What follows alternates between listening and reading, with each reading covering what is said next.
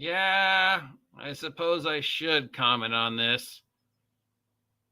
But I feel anything I say will just make it worse, and I'll sound like an idiot.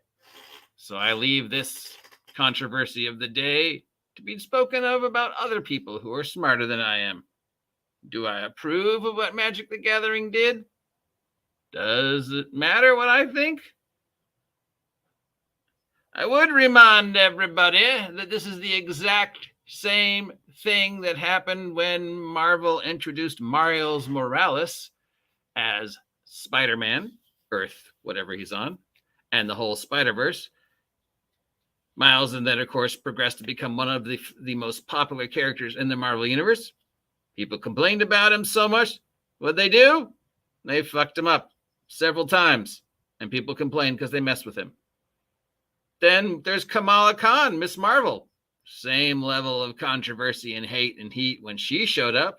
She progressed to become one of the most popular characters in Marvel Universe.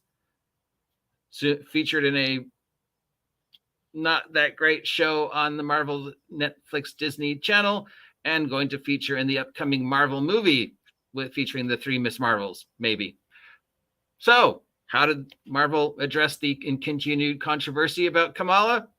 They killed her, and people got upset.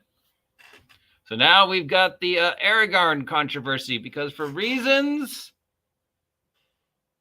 a year ago, when Wizards of the Coast first announced this set, they decided to race swap Aragorn.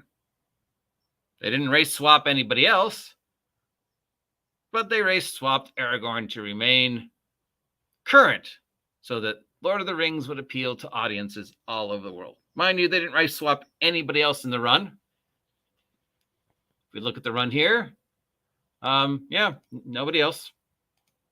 Nobody else was, hold on. I need to get better at this. Yeah, nope. None of the other characters, just Aragorn for some reason. Now, they've tried to explain the reason why, and some of the explanations were better than others. And some people defend the change. Other people are upset about the change. It is interesting that this was announced a year ago, and we've seen this art for a year now.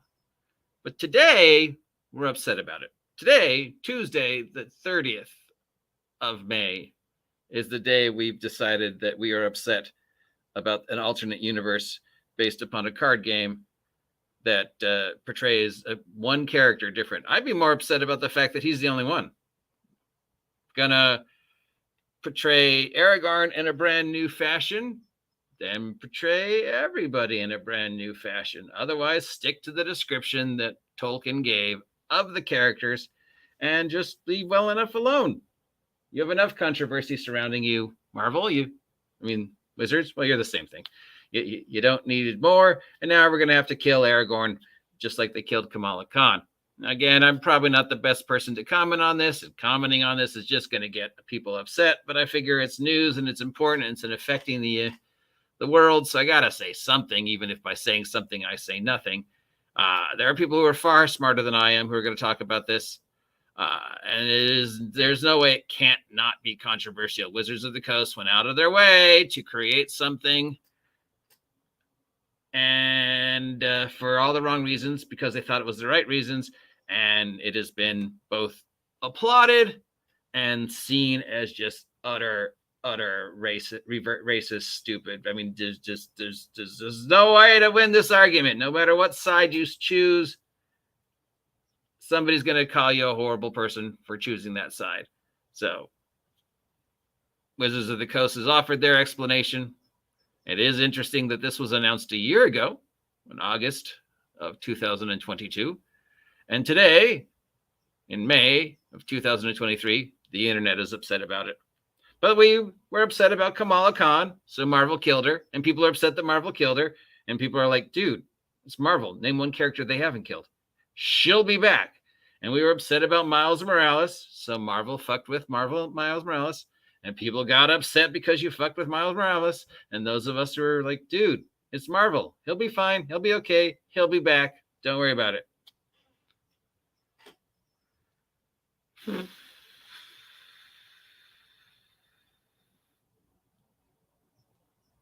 It just,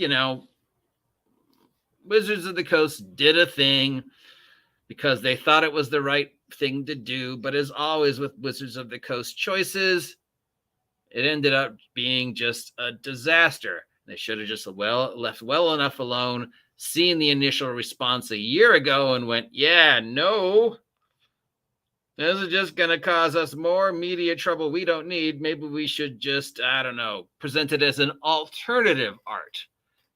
Here's the standard art. Here's an alternative art. I don't know. And see if people like it. Do a survey. And if people like it, then sure. If they don't like it, then you know what? We'll make it a limited edition alternative art card and sell it for $100.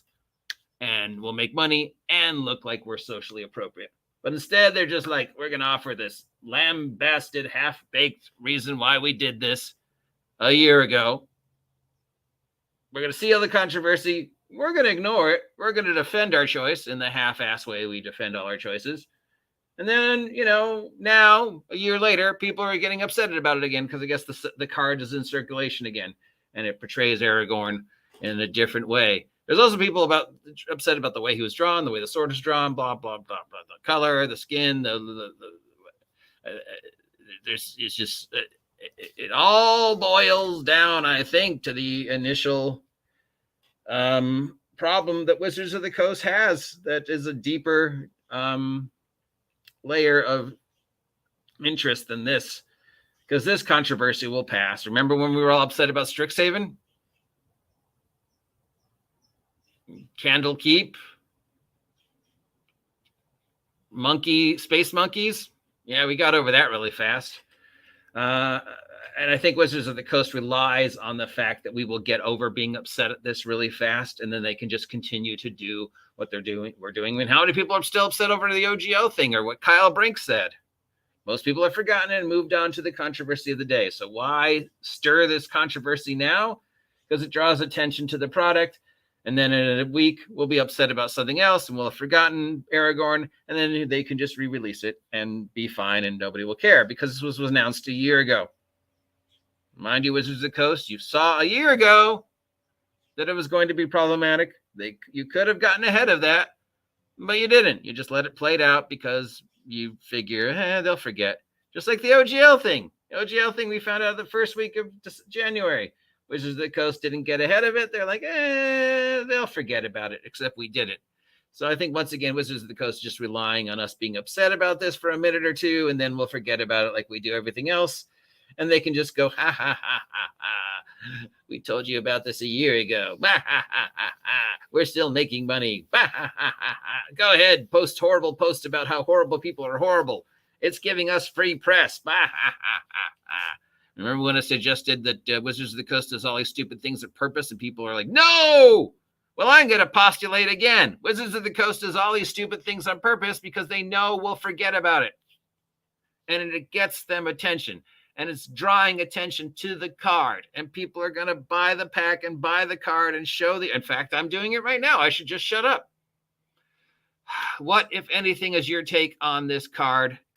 Because it's going to be the topic du jour till the next topic du jour, because Wizards of the Coast can't do anything without causing controversy. And sometimes you wonder if they do it on purpose.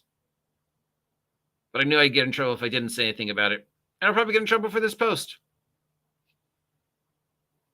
Waffles.